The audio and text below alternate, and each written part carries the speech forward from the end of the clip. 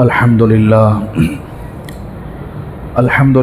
نحمده ونستعينه ونستغفره ونؤمن به ونتوكل عليه ونعوذ بالله من شرور أنفسنا ومن سيئات أعمالنا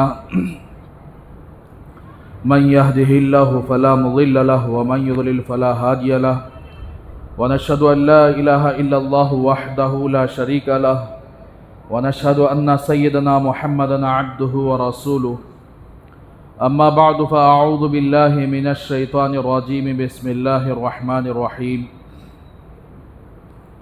ولا تحسبن الذين قتلوا في سبيل الله أمواتا بل أحياء عند ربهم يرزقون وقال تعالى ولا تقولوا لمن يقتل في سبيل الله أموات بل أحياء عند ربهم ولكن لا تشعرون بل أحياء ولكن لا تشعرون صدق الله العظيم اللهم صل على سيدنا محمد وعلى آل سيدنا محمد وبارك وسلم اللهم صل على سيدنا محمد وعلى آل سيدنا محمد وبارك وسلم اللهم صل على سيدنا محمد وعلى آل سيدنا محمد وبارك وسلم رب اشرح لي صدري ويسر لي أمري واحلل عقدة من لساني يفقهوا قولي۔ محترم بھائیو، گزشتہ جمعہ آپ کے سامنے 15 اگست کے تعلق سے جیسے پورے ملک کے اندر یوم آزادی منائی گئی، اس عنوان کے تحت اس ملک کی آزادی کے لیے، اس ملک کے اندر امن و امان کے لیے سب سے پہلے صف میں جنہوں نے انگریز کے ساتھ جد و جہد کیا، جہاد کیا، جنگیں کی، اس میں ایک ایسے بادشاہ جن کی وجہ سے انگریز بھی کانپتا تھا، جن کے نام کی وجہ سے سارے انگریز پورے ہندوستان کے اندر ایک ہی سب سے زیادہ سپر پاور طاقت رکھنے والا وہ شخص ہے حضرت ٹیپو سلطان شہید رحمۃ اللہ علیہ۔ تو اسی لیے جب انگریز ہندوستان کے اندر آیا اور ادھر کے علاقے کو، نارتھ کے علاقے کو اس نے اپنے قبضے میں لے لیا، بنگال کو اپنے قبضے میں لے لیا، تو اب اس نے پورے ہندوستان کا جائزہ لیا کہ کون ایسا آدمی ہے جو ہمارے مقصد میں کامیاب ہونے کے لیے رکاوٹ بن سکتا ہے۔ تو انہوں نے سرسری نگاہ ڈالی۔ دہلی کی حکومت تو بالکل کمزور پڑ چکی تھی، وہ انگریز کے ہاتھ میں آ چکی تھی۔ اسی طریقے سے راجپوتوں کا علاقہ، وہ بھی آپس کی لڑائی کی وجہ سے، ان کے اندر اتحاد نہ ہونے کی وجہ سے وہ بھی انگریز کے دامن میں آ چکی تھی۔ اور ادھر کا علاقہ آرکاٹ نواب، وہ بھی انگریز کا چمچہ گیری کرنے میں شامل ہو چکا تھا۔ نظام، حیدرآباد کا نظام، اس نے دیکھا کہ حیدرآباد کے نظام کو کیسے جھولی میں ڈال دیا جا سکتا ہے، تو پھر اس کے بعد اس نے ادھر طرف نظر دوڑایا تو اس میں ٹیپو سلطان شہید رحمۃ اللہ علیہ ایک ایسے واحد بادشاہ تھے جن کے پاس مال بھی زیادہ تھا، جن کے پاس فوجی طاقت بھی زیادہ تھی، اور سب سے زیادہ ان کے پاس جو تھی وہ ایمان والی طاقت تھی۔ وہ کسی قوت کے سامنے جھکنے والے نہیں تھے۔ تو اسی لیے جب حضرت ٹیپو سلطان شہید رحمۃ اللہ علیہ کو تخت پر بٹھایا گیا تو اس وقت ان کے تخت پر بٹھانے کے بعد سب سے پہلی ابتدا ان کی سلطنت سے کلام پاک سے انہوں نے شروع کیا۔ اللہ والے تھے اور ان کی تربیت علماء نے کی تھی، تو سب سے پہلے کلام پاک سے انہوں نے شروع کیا۔ تو حلف لیتے وقت لوگوں کے سامنے یہی بات بتائی کہ میں مذہبی بنیاد پر سلطنت نہیں کروں گا، جتنا مسلمان غلطی کرے یا ہندو غلطی کرے اتنی ہی سزا دوں گا، مسلمان کو بھی اور ہندو کو بھی۔ یہاں مذہب کو بنیاد بنا کر کسی کو معاف کر دوں اور کسی کو چھوڑ دوں، یہ ہو ہی نہیں سکتا، اور میں اللہ کی رضامندی کے موافق میں حکومت کروں گا، اور جہاں تک ہو سکے میں انصاف کے دامن کو نہیں چھوڑوں گا۔ بہت ساری باتیں انہوں نے جیسے ہی تخت پر بیٹھی تو اس وقت حضرت ٹیپو سلطان شہید رحمۃ اللہ علیہ بہت ساری باتیں یعنی قسم کھائی، تو اندازہ لگاؤ اس میں یہ بھی تھا کہ آج ہندوستان کے اندر انگریز چھا چکا ہے، یہ ہندوستان کی زمین ہماری زمین ہے، اس کی ایک ایک انچ کی حفاظت میری ذمہ داری ہے، کسی بھی قیمت پر میں ہندوستان کی زمین کو انگریز کے حوالے نہیں کروں گا۔ تو یہ ساری باتیں ہونے کے بعد انہوں نے ایسی زبردست سلطنت کی، یہاں تک کہ ان کے وزیر جو ان کے رائٹ ہینڈ لیفٹ ہینڈ کہلانے والے، جس میں سب سے بڑھ کر میر صادق ایک وزیر تھا، اور اسی طریقے سے میر معین الدین ایک وزیر تھا، میر قمر الدین ایک وزیر تھا، پورنیا ایک وزیر تھا، بہت سارے ہندو لوگ اس کے وزیر حضرت ٹیپو سلطان شہید رحمۃ اللہ علیہ کے وزیر تھے۔ جب انہوں نے سلطنت کے اندر غداری کی، سلطنت کے اندر الٹا بے انصافی کا معاملہ کیا، تو اسی وقت حضرت ٹیپو سلطان شہید رحمۃ اللہ علیہ یہ نہیں دیکھا کہ انہیں میر صادق میرا وزیر ہے، انہیں میر معین الدین میرا وزیر ہے، میرے سلطنت میں رہنے والا ہے، تو فوراً ان کو جیل میں ڈلوانے فرمایا۔ جیل میں ڈالے، کچھ دنوں کے بعد حضرت ٹیپو سلطان شہید رحمۃ اللہ علیہ کے سیرت اور اخلاق میں آتا ہے، بڑے رحم دل تھے، بڑے نرم دل تھے، بڑے اچھے اخلاق کے پیکر تھے، اور سارے لوگوں کو ساتھ لے کر چلنے کی صلاحیت ان کے پاس تھی۔ انہوں نے سوچا کہ یہ میرے واسطے میری سلطنت کے لیے کام کیے ہیں، بہرحال غلطی ہو گئی ہے تو معاف کیا، پھر ان کو واپس لایا، پھر دوبارہ عہدہ دیا، جس عہدے پر وہ تھے وہ عہدہ دوبارہ دیا۔ لیکن ان لعین لوگوں کے لیے اتنی بھی بات سمجھ میں نہیں آئی، ان نمک حرام لوگوں کے لیے اتنی بھی بات سمجھ میں نہیں آئی کہ جس کے پلیٹ میں ہم کھائے، جس نے اپنی رحم دلی کی ذریعے سے ہمیں جیل سے واپس نکالا، پھر دوبارہ عہدہ دیا، لیکن جیسے وہ باہر آئے تو انہوں نے ٹھان لی کہ کسی بھی طرح حضرت ٹیپو سلطان شہید رحمۃ اللہ علیہ کے تخت کو چھین لیں گے، ان کو گرا دیں گے، کسی بھی طریقے سے ان کو ختم کر دیں گے۔ جتنے میر صادق اور اس کے بھائی تھے وہ سب کے سب اسی غداری میں شامل ہونے کے لیے انگریزوں سے جا کر انہوں نے ہاتھ ملایا۔ اب انگریز کو صرف ایک ہی کا ڈر تھا، وہ ٹیپو سلطان شہید رحمۃ اللہ علیہ، اس کے علاوہ ہندوستان کے اندر کوئی اتنا طاقتور نہیں تھا۔ دوسرے نمبر پر نظام کی حکومت تھی، اس نے نظام کی حکومت کو اپنے قبضے میں رکھنے کے لیے ایک اسکیم تیار کی۔ جیسے آج کل حکومت بہت ساری اسکیمیں لاتی ہے پبلک کے درمیان، اس اسکیم کے میں پبلک کا نفع نہیں ہوتا، گورنمنٹ کا نفع ہوتا ہے۔ آپ جتنی بھی اسکیمیں نکال لیجئے، ہر اسکیم کے اندر پبلک کا نفع کم ہوتا ہے، گورنمنٹ کا نفع زیادہ ہوتا ہے۔ تو میرے بھائیوں، اس کے اندر مثال کے طور پر CAA NRC کا جب قانون لایا گیا، پبلک کے سامنے انہوں نے کیا رکھا؟ ہندوستان ہمارا ملک ہے، اس کے اندر بہت سارے گھسپیٹ لوگ بیٹھے ہوئے ہیں جو غیر قانونی طور پر ہندوستان میں زندگی گزار رہے ہیں۔ ہمارا CAA NRC نکالنے کا مطلب یہی ہے کہ ان گھسپیٹ لوگوں کو نکال لیا جائے، جس کے اندر ان قانون بنانے میں جن لوگوں کو اگر NRC میں نام نہیں آیا تو ایسی صورت میں ان کو دوبارہ سٹیزن شپ دے دی جائے گی۔ اس میں سے کتنے لوگوں کا نام تھا؟ ہندوؤں کا نام تھا، عیسائیوں کا نام تھا، جین اور سکھوں کا نام تھا، صرف ایک ذات کا نام نہیں تھا، وہ مسلمان۔ اب جب یہ NRC کی بل لائی گئی تو اندھے لوگوں نے کیا کیا؟ واہ بھائی بہت اچھا ہے، لیکن مسلمان اور مسلمانوں کے علماء نے بھانپ لیا کہ یہ بل لانے کے بعد ہندوستان کے ساتھ کیا کیا جائے گا، جس میں ہندوؤں کا نام ہے، دوبارہ سٹیزن شپ دینے کے سلسلے میں ان ہندو لوگوں کو، سکھ لوگوں کو، عیسائی لوگوں کو اتنا بھی دماغ وہاں تک نہیں گیا کہ یہ کون ہوتے ہیں ہماری سٹیزن شپ چھیننے کے بعد دوبارہ ہمیں سٹیزن شپ ادا کرے، یہ کون ہوتے ہیں؟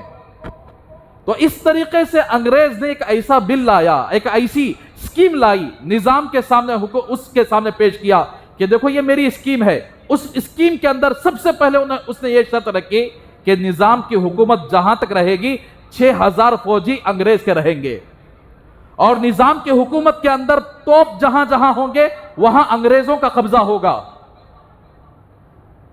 तब अंदाजा लगाए बॉर्डर के अंदर आम तौर पर अपने मुल्क के रहने वाले, अपने वतन के रहने वाले फौजी होते हैं ताकि अपने मुल्क और अपने घर की हिफाजत कर सके।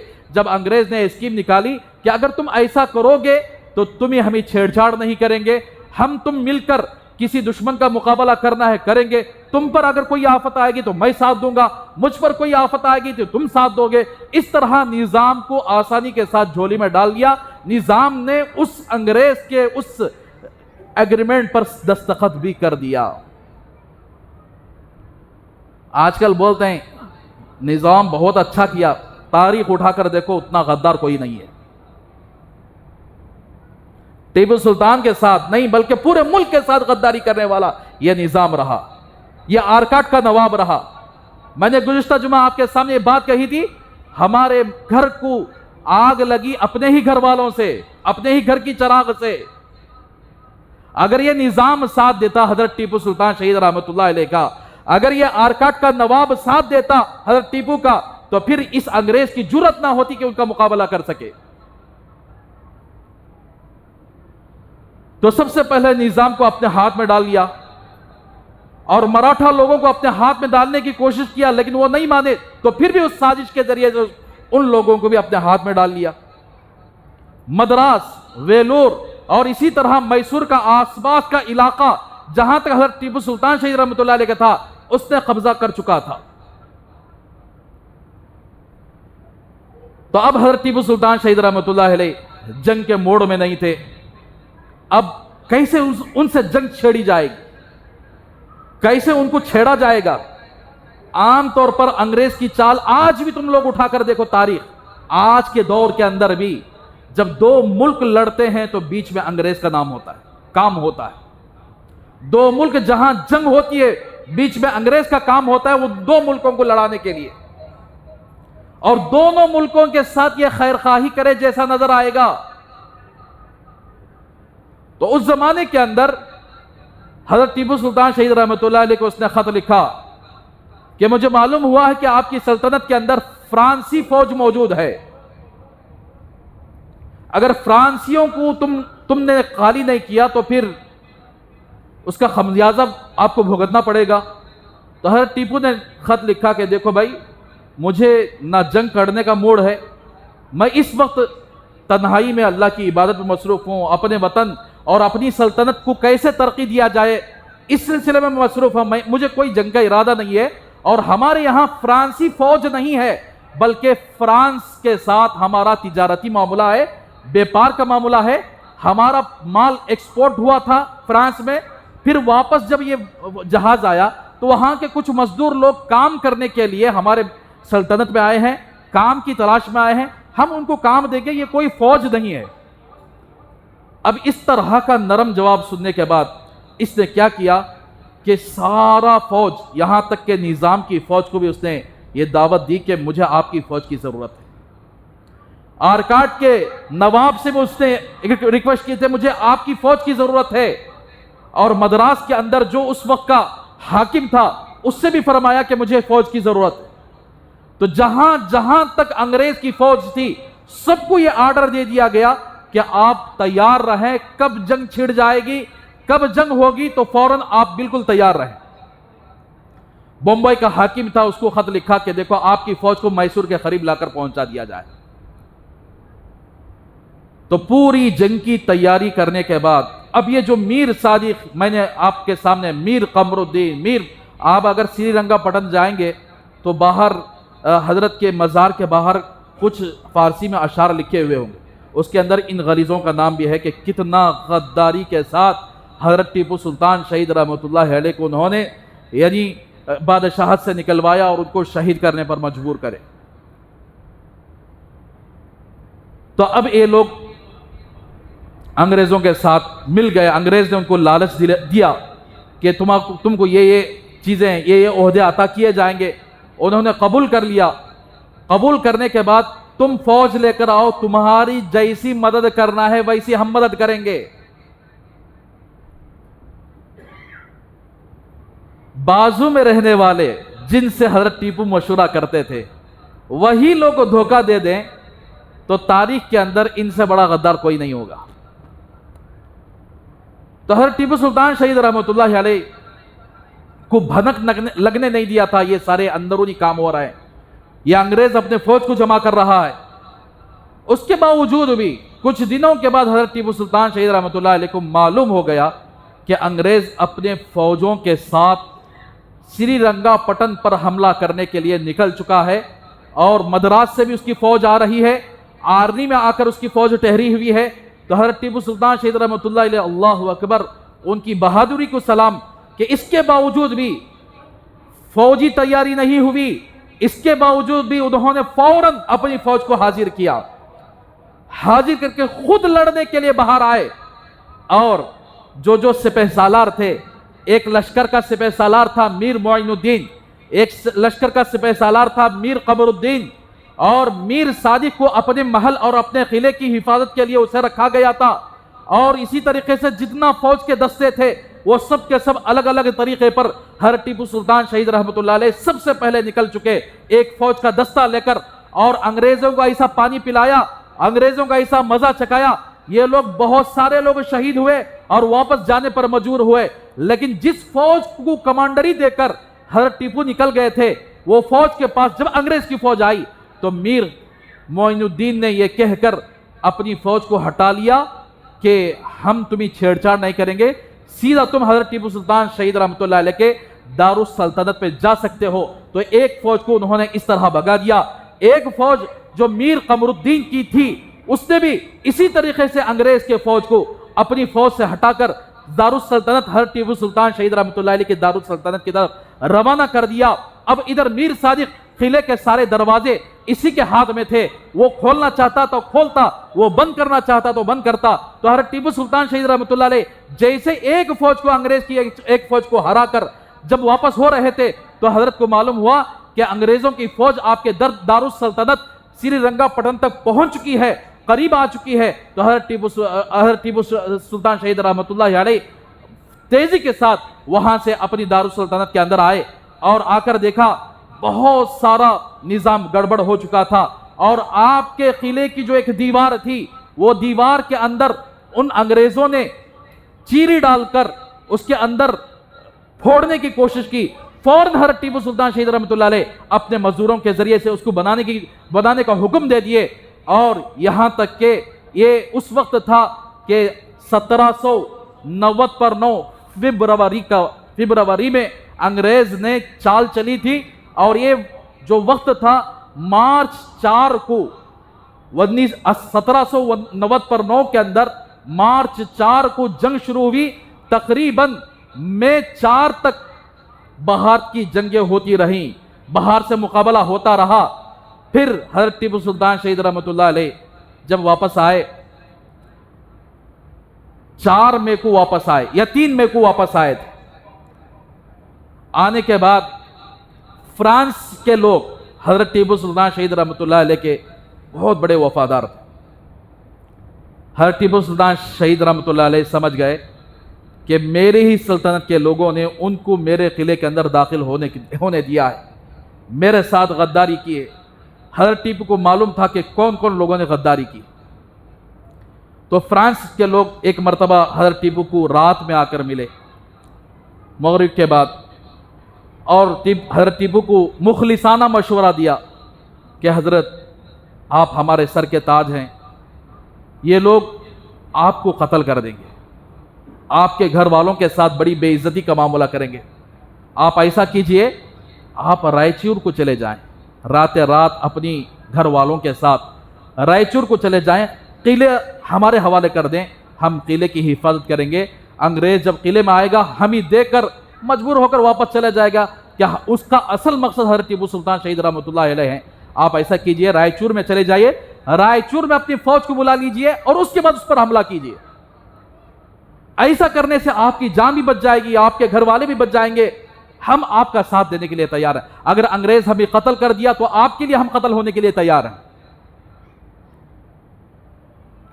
تو حضرت ٹیپو سلطان شہید رحمۃ اللہ علیہ تیز رفتار گھوڑوں کو طلب کیا، اپنے سارے گھر والوں کو حکم دے دیا کہ تیاری کر لیا جائے کہ ہم رائچور کو جانے والے۔ اب یہ میر صادق، یہ میر معین الدین کو کہاں ہضم ہوتا تھا؟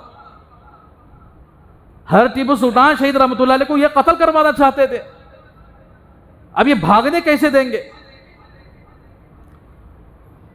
تو میر صادق نے کہا کہ یہ غضب کی بات ہے سلطان، آپ اپنی فوج کو چھوڑ کر چلے جائیں گے؟ کوئی سنے گا تو یہی کہے گا کہ ٹیپو سلطان ڈرپوک ہے، اپنے فوج کو تنے تنہا چھوڑ کر چلا گیا ہے. تو حضرت ٹیپو سلطان شہید رحمۃ اللہ علیہ اس کی غداری کو معلوم کر چکے تھے، اس کی بات کو نظر انداز کر دیا، نہیں لیے. ایک اور آپ کا قریبی آدمی تھا امیر جان جس کا نام ہے، وہ بڑا دور اندیش آدمی بھی تھا. فوراً اس نے آیا کہ حضرت آپ کو دیکھ کر فوج کی ہمت ہوئی ہے، اگر آپ فوج کو تنہا چھوڑ کر چلے جائیں گے تو فوج ختم ہو جائے گی،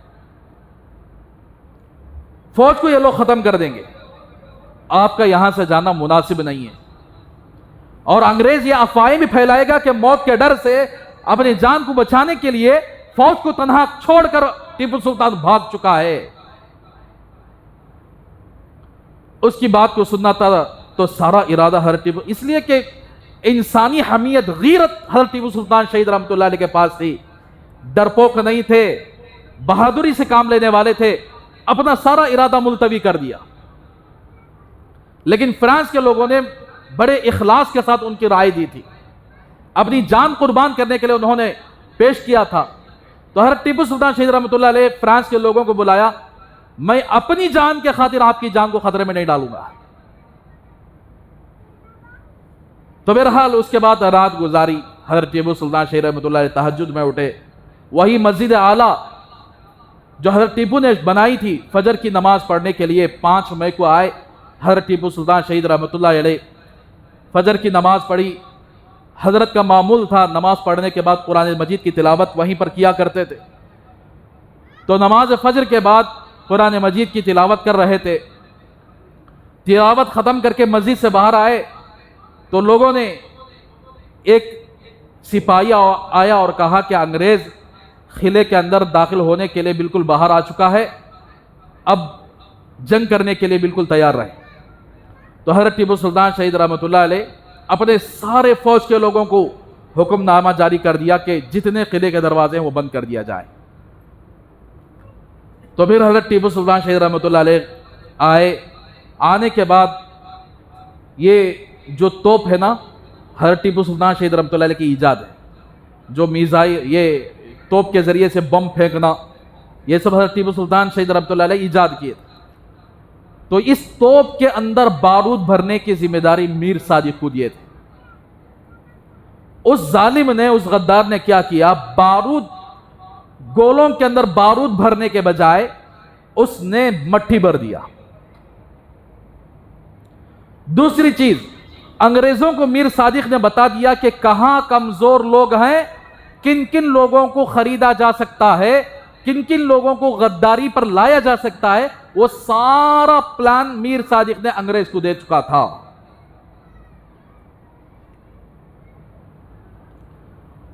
اس کے بعد حضرت ٹیپو سلطان شہید رحمۃ اللہ علیہ، غور سے سنو، حضرت کا لباس کیسا تھا معلوم؟ یہاں پہنتے نا ٹائٹ فٹنگ دکھاتے فوٹوؤں کے اندر.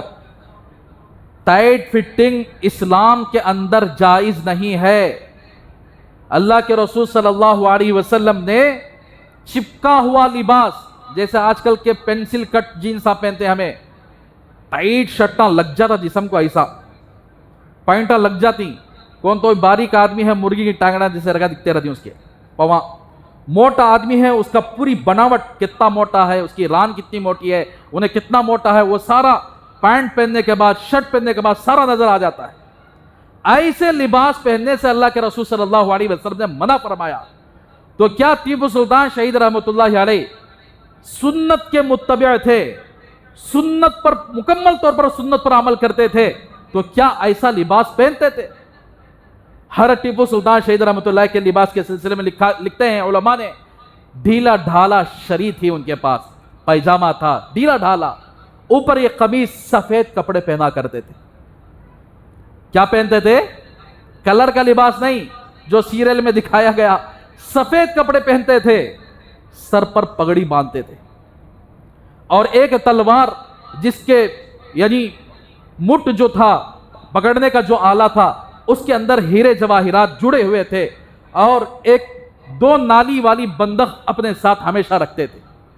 اور انگریز ٹیپو سلطان شہید رحمۃ اللہ علیہ کو کبھی زندگی میں نہیں دیکھا تھا، یہ بات یاد رکھیں، زندگی میں نہیں دیکھا تھا اس نے. تو آج کل کے بادشاہ تو اپنے آپ کو ظاہر کرتے ہیں کہ میں بادشاہ ہوں. اتنے تواضع اختیار کرنے والے ٹیپو سلطان شہید رحمۃ اللہ علیہ، ایسا لباس تھا، اس دن بھی سفید لباس پہنے ہوئے تھے، ڈھیلا ڈھالا پائجامہ تھا، اور تلوار لٹکائے ہوئے 2 نالی کی بندوق اٹھا کر ایک فوج کے ساتھ نکل گئے. لڑتے گئے اور جتنے لوگ اندر آ چکے تھے ان کو مار مار کر باہر بھگاتے رہے. تو اس کے بعد کیا ہوا، حضرت ٹیپو سلطان شہید رحمۃ اللہ علیہ 5 مئی کی ظہر کے موقع پر کھانا کھانے کے لیے جھاڑ کے نیچے بیٹھے، اور ان کے سامنے کھانا لایا گیا. پہلے ہی لقمہ اٹھایا تھا تو کسی سپاہی نے آ کر کہا کہ حضرت وہ دیوار جو آپ کے قلعے کی تھی انگریزوں نے توڑ کر اندر آ چکے ہیں. اس وقت کھانے کو چھوڑ دیے اور فوراً نکل چکے حضرت ٹیپو سلطان شہید رحمۃ اللہ علیہ. اور دوسری بات، جہاں پر آنا تھا انگریزوں کو وہاں پر ایک آدمی تھے حضرت ٹیپو سلطان شہید رحمۃ اللہ علیہ کے بالکل وفادار، جن کا نام ہے سید عبد الغفار. یہ کیا کیے، وہاں پر کھڑے ہوئے میر صادق کے سارے نظارے دیکھ رہے تھے. میر صادق نے وہاں فوج کو ہٹایا اور کہا کہ تم چلے جاؤ یہاں سے، مجھے تنخواہ دینا ہے، مجھے فلاں بہانے بنائے، 1000 بہانے. فوج کو وہاں سے نکلوایا. جیسے ہی انگریزوں کی فوج آئی تو میر صادق نے ان سے آ کر کہا سید عبد الغفار سے، چلے جائیں یہاں سے، یہاں تو خطرہ ہے. ایک اور سید میر قمر الدین نے کہا پہلے اپنی جان بچا لیں گے، باقی دوسروں کی جان بچائیں گے. تو اس وقت سید عبد الغفار نے کہا کہ میں جب تک زندہ رہوں گا انگریز کو اس قلعے تک پہنچنے نہیں دوں گا. تو اس وقت ایک سپاہی نے، غدار جو بکا ہوا تھا، ہری چھتری نکال کر اس سید عبد الغفار کے اوپر کر دیا، اور یہ بتانا چاہتا تھا انگریز کو تم اس کو ختم کرو گے تو تم قلعے تک پہنچ پاؤ گے. تو توپ سے بارود یعنی گولیاں چل رہی تھی انگریز کی طرف سے، تو قلعے کی طرف وہ گولیاں لگنے کے بجائے ساری سید عبد الغفار کی طرف ہو گئی. سید عبد الغفار اسی توپ اور گولیوں کی وجہ سے شہید ہو گئے. پوری زندگی حضرت ٹیپو سلطان شہید رحمۃ اللہ علیہ کی وفاداری کے ساتھ انہوں نے زندگی گزارا، اسی حالت میں دنیا سے شہید ہو کر نکل گئے. اس کے بعد حضرت ٹیپو سلطان شہید رحمۃ اللہ علیہ تلوار لے کر گھس گئے. اتنے فوجیوں کے ساتھ مقابلہ ہوا کہ تقریباً بہت سارے فوجیوں کو، انگریز کے فوجیوں کو ختم کر دیے. ختم کر کے جب واپس آ رہے تھے دوسرے دستے کو جانے کے لیے، دوسرے فوج کے پاس جانے کے لیے، میر صادق نے وہاں پر دروازہ بند کر دیا، اور ہر ٹیپو نے دروازہ کھٹکھٹایا تو اس نے سنی انسنی کر کے وہاں سے نکل گیا. یہ سارا منظر کڑپے کا ایک احمد خان ایک آدمی تھا حضرت ٹیپو کا بالکل وفادار، وہ دیکھ رہا تھا. اس نے کیا کیا، تلوار نکالا. میر صادق جس نے حضرت ٹیپو سلطان شہید رحمۃ اللہ علیہ کا نمک کھایا، اس نمک حرام کو یہ کرتوت کرتے ہوئے دیکھا اور تلوار نکال کر اس کی گردن اس بات سے ختم کر دیا کہ نمک حرام، تو نے ٹیپو سلطان شہید رحمۃ اللہ علیہ کو پھنسا کر اپنی جان بچا کر جانا چاہ رہا ہے. تلوار سے نکال کر اس کی گردن کو اڑا دیا. تو جیسے اس کی گردن کو اڑا دی گئی تو اس کی لاش نیچے گری. 4 دن تک لاش وہیں پر موجود رہی، سڑ گئی، وہاں سے بدبو آنے لگی. لوگوں نے 4 دن کے بعد وہیں پر گڑھا کھود کر دفنا دیا. جو لوگ بھی اس قبر کے پاس سے گزرتے تو اپنا تھوک تھوک کر گزرتے تھے. یہی وہی غدار ہے جس کو حضرت ٹیپو نے 2 مرتبہ معاف کیا، جس کو حضرت ٹیپو نے بڑا عہدہ دیا تھا، اس نے ٹیپو کے ساتھ غداری کی. لوگ تھوک کر آ رہے تھے، اور جس میر قمر الدین نے فوج کو، انگریز کی فوج کو اندر آنے کے لیے دروازے کھولے تھے، راستہ دیا تھا، اس نے ایک گڑھے میں گر کر مر گیا، وہ بھی اسی طرح ختم ہو گیا۔ اور جتنے لوگ آپ کے ساتھ غداری کیے، ہر ایک کی موت اسی طریقے سے آ چکی تھی۔ پھر اس کے بعد وہ دروازے کو گئے، وہ دروازہ بھی بند تھا۔ اب جہاں مسجد اعلیٰ ہے، آپ سری رنگا پٹن گئے ہوں گے تو آپ کو پتا چلے گا کہ مسجد اعلیٰ کے تھوڑی ادھر دور میں ایک جگہ ہے جہاں پر حضرت ٹیپو سلطان شہید رحمۃ اللہ علیہ کا جسم وہاں پر گرا تھا۔ وہ بڑی تنگ جگہ تھی، تو ہر جگہ سے آپ کا خلا آپ کے لیے بند کر دیا گیا۔ پھر حضرت ٹیپو واپس ہوئے، وہیں پر لڑتے اور آپ کے ساتھ خاص خادم نو مسلم، یہ بھی انگریزوں کے ہاتھ بک چکا تھا۔ حضرت ٹیپو نے کہا کہ جنگ کا موقع ہے، پیاس لگے گی، ذرا پانی ڈال کر اپنے پاس رکھ لینا، جب میں پانی کا مطالبہ کروں گا تو تم مجھے پانی دے دینا۔ تو حضرت ٹیپو کے ساتھ وہیں پر تھا، لڑتے ظہر کے بعد آپ نے لڑائی شروع کی، عصر تک لڑتے گئے۔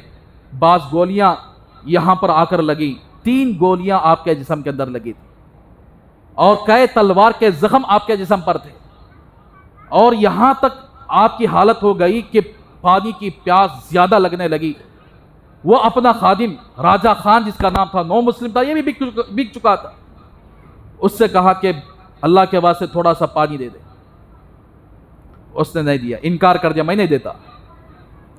تو یہ ایسا ہی ہے جیسے حضرت حسین رضی اللہ تعالیٰ عنہ کے ساتھ لوگوں نے پانی بند کر دیا تھا، پانی کا مطالبہ کرنے کے باوجود بھی پانی نہیں دیا تھا۔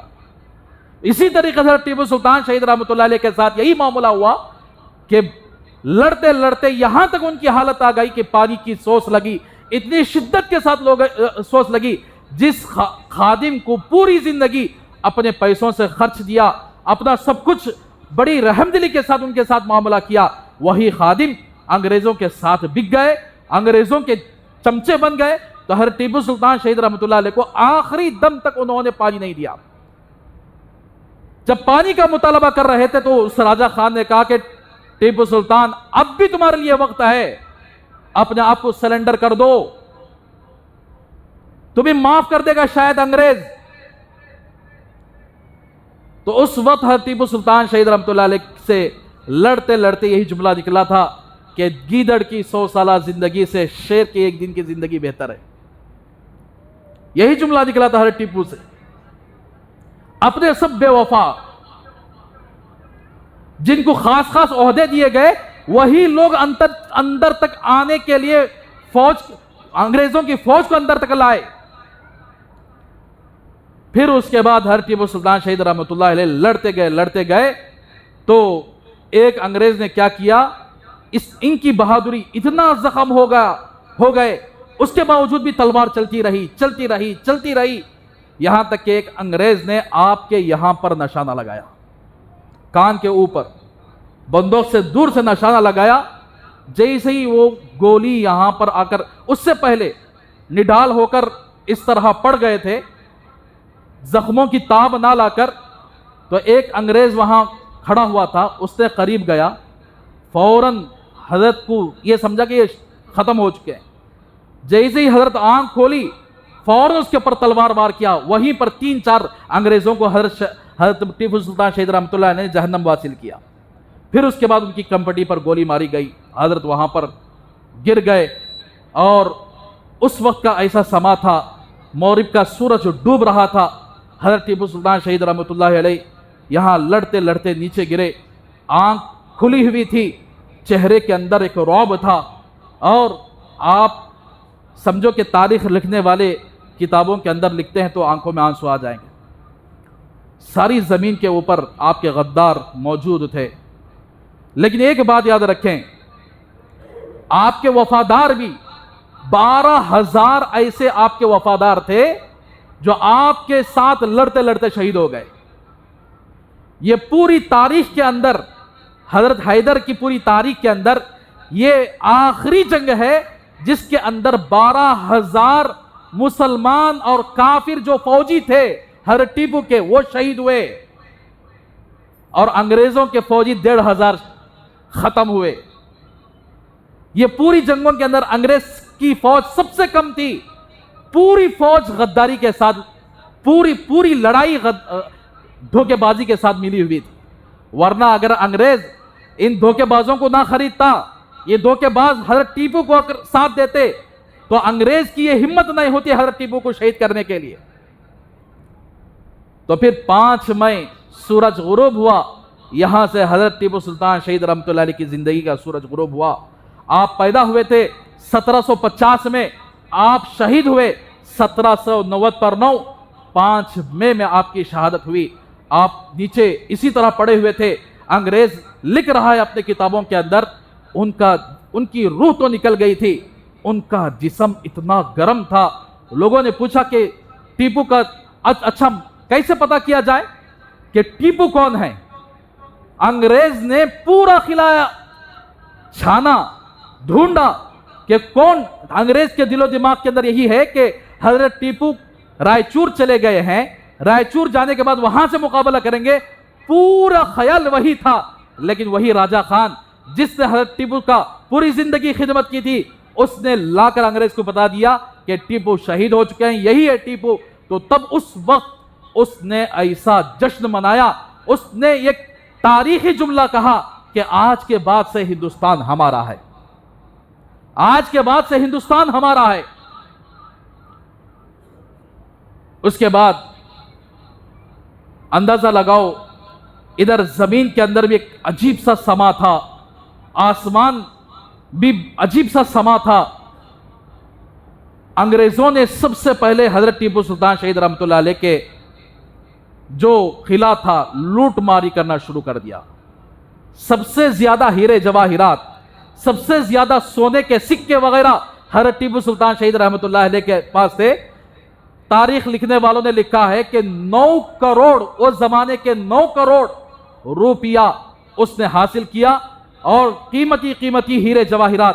یہاں تک کہ جن غداروں نے حضرت ٹیپو کے ساتھ غداری کی، انگریزوں نے کیا کیا، اس رات خوب شرابیں پی، جشن منایا، ناچ گانے کیے، اور ان ہر گھر کے اندر گھس کر عورتوں کی عزتیں لوٹی ہیں. ہر گھر کے اندر نہ غداروں کو چھوڑا، نہ غدار کی عورتوں کو چھوڑا ان لوگوں نے.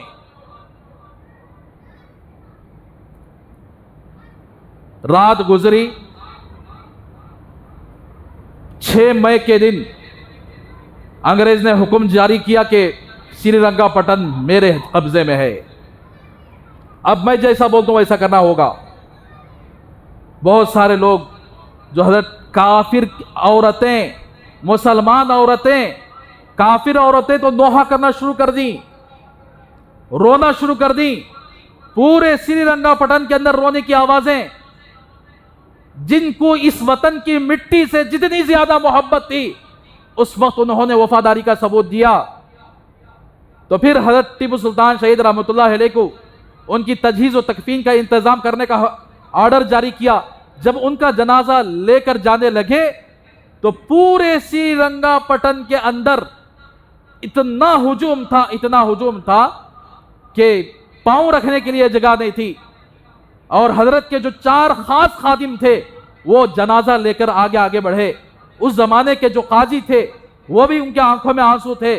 اور جتنی عورتیں اس وقت، مسلمان عورتیں ہوں، غیر عورتیں ہوں، اتنا روئی کہ انگریز وہ یعنی تجہیز و تکفین سے پہلے وہ حکومتی اعتبار سے آج بھی کرتے نا، گولیاں جلاتے سو اوپر حکومت کی جانب سے، یہ انگریز کا طریقہ ہے. تو اس کی گولیوں کی آواز بھی سنائی نہیں دی، ان کے رونے کی آواز زیادہ تھی. اور آسمان بھی ایسا تھا کہ فوراً بادل جڑ گیا. آسمان کے اندر بھی خطرناک بجلی کی کڑک کڑک آوازیں، اور ایسا محسوس ہو رہا تھا. تاریخ دانوں نے تاریخ میں لکھا ہے کہ زمین بھی گویا غم میں مبتلا تھی، آسمان بھی غم میں مبتلا تھا. جب حضرت ٹیپو سلطان شہید رحمۃ اللہ علیہ کی نماز جنازہ پڑھی گئی، پھر اس کے بعد آپ کے والد صاحب حیدر، ان کے بازو میں آپ کو دفنا دیا گیا. تو اس وقت اتنا بارش پڑا. اس وقت بارش کا موسم نہیں تھا بلکہ گرمیوں کا موسم تھا. بجلیوں کی کڑک آوازیں تھی، اور گویا ایسا محسوس ہو رہا تھا کہ اس نیک بندے کے دنیا سے جانے نے زمین کو بھی رلا دیا اور آسمان کو بھی رلا دیا. ایک طرف زمین والے روئے, ایک طرف آسمان والے روئے, لیکن اللہ تبارک و تعالیٰ کے فرشتے استقبال کیے ہوں گے. آسمان والے تو فرشتے استقبال کیے ہوں گے. تو میرے بھائیوں, اسی لیے آج ٹیپو سلطان شہید رحمت اللہ علیہ, جنہوں نے اپنی وطن کی آزادی کے لیے, اپنی وطن کی حفاظت کے لیے اپنی جان قربان کر دی, ان کے ساتھ 12,000 لوگ اس جنگ کے اندر شہید ہوئے. نہ ہندو نہ مسلمان, سب مذہب کے رہنے والے سب مل کر انگریزوں کا مقابلہ کیا, لڑ کر شہید ہو گئے. تو اب اس ٹیپو سلطان شہید رحمت اللہ علیہ کو غدار کہا جا رہا ہے. اور اس ٹیپو سلطان شہید رحمت اللہ علیہ کو آج کل دیکھتے ہیں, جا کر کرناٹک کے اندر دیکھو, ان کا پوسٹر کے جگہ ساورکر کا پوسٹر لگایا جا رہا ہے. آزادی کے دن دیکھو جا کر کرناٹک کے اندر, ساورکر جس طرح اس ملک کا غدار ہے, میر صادق بھی اسی طرح اس ملک کا غدار ہے, میر معین الدین بھی اس ملک کا غدار, میر قمر الدین اس ملک کا غدار, اور بہت سارے ایسے ہندو لوگ بھی اس کے اندر موجود تھے جو انگریز کے ہاتھ بک چکے تھے. لیکن ہر ٹیپو سلطان شہید رحمت اللہ علیہ کے اور لوگ جو ہندو بھی تھے مسلمان بھی تھے, پوری زندگی وفاداری کا معاملہ کیا اور اپنے اس ملک کے لیے. اسی لیے جب انگریز حضرت ٹیپو کو شہید کیا تو اس وقت اس کا جملہ یہی تھا, آج کے بعد سے ہندوستان ہمارا ہے. نظام حیدرآباد بھی ہاتھ دے دیا, ہاتھ دیتا تو اور بات تھی, ساتھ نہ دیتا تو اور بات تھی. اپنی فوج کو انگریز کی فوج میں ملایا, اپنی 7,000 کی فوج کو انگریزوں کی فوج میں ملا کر حضرت ٹیپو کے خلاف بغاوت کیا. تو میرے بھائیوں, تاریخ تو وفاداروں کو یاد رکھے کہ غداروں کو ہمیشہ بددعائیں دی. آج بھی لوگ موجود ہیں حکومتوں کی چاٹوگری کرنے والے, نہ ان کے نظر کے اندر ملک کی حفاظت کی کوئی خیال ہے. ذرا پیسہ دے دیا, ووٹ کس طرف چلا گیا, ذرا پیسہ دے دیا, بکا لیتے ہیں اپنے آپ کو. یہ لوگ میر صادق کے فہرست میں ہیں, میر جعفر کے فہرست میں ہیں. ایک ایک ووٹ کے لیے ادھر بھی پیسہ لیے, ادھر بھی پیسہ لیے. جو حکومت والے جتنے غدار, جتنے ظالم ہوتے ہیں, اسی کی طرف ووٹ پڑ گیا. یہ اچھا کام کر رہے ہیں سمجھو کو, یہ بھی ملک کے غدار ہیں. تو میرے بھائیوں, اسی لیے جس طرح اس زمانے کے اندر ہمارے اسلاف نے اس ملک کی حفاظت کی ہے, آج بھی یہ وقت آ چکا ہے ہمارے اس ملک کی حفاظت کا. جانتے ہو آپ, 4-5 دن کے اخبار سے کیا محسوس ہو رہا ہے کہ اس ملک کو ہندو راشٹر بنانے کے لیے مسودہ تیار کر چکا گیا ہے, قانون تیار کر چکا گیا ہے, اور مسلمان آرام سے کھا لو, پی لو, دکان دیکھ لو, بس اتنا عیش کر لو. بس کچھ بھی اپنے ملک کے لیے, اپنے وطن کے لیے کچھ بھی سوچو نہ کو, نہ اپنی مستقبل کے لیے سوچو, نہ اپنے بچوں کی مستقبل کے لیے سوچو. تو میرے بھائیوں, اسی لیے آج بھی اس ہندوستان کی آزادی کی ضرورت ہے. اپنے آپ کو, اپنے مستقبل کو بچانے کے لیے کچھ نہ کچھ کرو. نہیں کریں گے تو پھر وہی دوسرے انگریز اس ملک کے اندر پوری ہندوستان کو قبضہ کر لیں گے. یہاں تک کہ اخباروں کے اندر یہ بھی لکھا گیا ہے کہ مسلمانوں سے مسلمانوں کا ووٹ کا حق چھین لیا جائے گا اگر یہ ملک ہندو راشٹر بنا. کھلم کھلا کہہ رہے ہیں. اب بھی چاٹو, کبھی وہ حکمران کے پاس چلے جاؤ, کبھی اس کے پاس جاؤ, انا انا کر بول کر چاٹ لو. ابھی بھی آ کر غلامی کرو.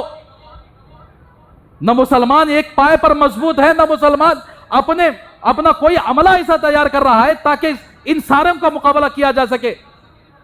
ادھر انہیں بلا کر بول دیا میں تجھے آ کر یہ دے دوں, ہاں اس کے پیچھے چلے جاؤ. انہیں بلا کر بول دیا میں تجھے یہ کر دوں, اس کے پیچھے چلے جاؤ. پیسوں پر بکا ہوا مسلمان کیا وہ ٹیپو سلطان شہید رحمت اللہ علیہ کا غلام رہے گا یا میر صادق کا بھائی رہے گا؟ تو بہرحال میرے بھائیوں, جہاں تک ہو سکے اپنے ضمیر اور ایمان کو بیچو مت. کسی بھی قیمت میں اپنے ایمان کو مت بیچا کرو. اپنی ضمیر کا سودا مت کیا کرو. حق کے ساتھ رہو, حق کے ساتھ جیا کرو اور اپنے ملک کی حفاظت کے لیے پوری زندگی جب تک ہماری جان رہے اس مٹی کی حفاظت اسی طریقے سے کریں گے جیسا کہ ہم نے اپنے اسلاف کو دیکھا ہے، اپنے بزرگوں کو دیکھا ہے۔ اس لیے بیانر لگانے سے ٹیپو کے یوتھ نہیں ہو پائیں گے، بیانر لگا کر یعنی ٹیپو جینتی کرنے سے ان کے متبعین نہیں ہوں گے۔ ٹیپو کیا کیے تھے اگر ہم وہ کریں گے انشاءاللہ ٹیپو سلطان شہید رحمۃ اللہ علیہ کے فہرست میں رہیں گے۔ اگر صرف بیانروں سے اور دین سے دوری اختیار کر کے کچھ بھی کر لو، نہ ٹیپو سلطان شہید رحمۃ اللہ علیہ کے صف میں رہیں گے بلکہ ان غداروں کے صف میں رہیں گے، صرف ٹیپو کا ساتھ دیے جیسا رہے لیکن ٹیپو کے ساتھ غداری کرنے والے رہے۔ تو یہ چند باتیں آپ کے سامنے رہیں۔ اللہ سے دعا کریں کہ اللہ تبارک و تعالی ہم سب کو حضرت ٹیپو سلطان شہید رحمۃ اللہ علیہ، جو ایک زمانے سے آپ کے سامنے میں سوچ رہا تھا کہ ہر کوئی آزادی کے موقع پر کسی کا نام لے کر یاد رکھتے ہیں کہ فلاں نے اس طرح جنگ آزادی کی ہے، لیکن ہندوستان کا ایک واحد بادشاہ جو اپنی زمین کے لیے اس جان کو دے کر یعنی جام شہادت پیا، وہ ٹیپو سلطان شہید رحمۃ اللہ علیہ ہیں۔ آج بھی اگر سری رنگا پٹن جانے کا موقع ہوا تو حضرت کی مزار موجود ہے، آپ غور کر کے دیکھیں۔ یہ سارے واقعات میں تو مختصر طور پر آپ کو سنایا ہوں، ورنہ ہمارا جتنا مطالعہ ہے اگر سناؤں گا تو بہت سارا وقت لگ جائے گا۔ تو یہ مختصر طور پر آپ کو جو سنایا ہوں، ہمارے دل و دماغ کے اندر اس وقت کے کیا حالات تھی، یہ ساری چیزیں ہمارے ذہنوں کے اندر موجود ہیں۔ تو بہرحال میرے بھائیوں، اس لیے ہمیں ایک سچا مسلمان بننا ہے، دھوکے باز مسلمان نہیں بننا ہے، نہ اپنی تجارت میں دھوکہ دیں، نہ جھوٹ بولیں، بلکہ ایک سچائی کے ساتھ زندگی گزاریں۔ اللہ سچا ہے، اللہ سچوں کا ساتھ دے گا، اس لیے ہمیں چاہیے سچا مومن بن کر اس وقت کے حالات کا مقابلہ کرنا ہے۔ تو اس وقت ہمارے بڑے بڑے بزرگاں، ہمارے جتنے بڑے بڑے علماء ہیں، ان کے اوپر بھروسہ کر کے ان کے پیچھے چلیں گے تو ہمارا ہندوستان بچے گا۔ اگر ہم اپنی منمانی چلا کر بک جائیں گے تو ہم بھی برباد ہو جائیں گے، ہمارا ملک بھی برباد ہو جائے گا۔ اللہ ہم سب کو سچا مومن بننے کی توفیق عطا فرمائے۔ آمین۔ وآخر دعوانا الحمدللہ رب العالمین۔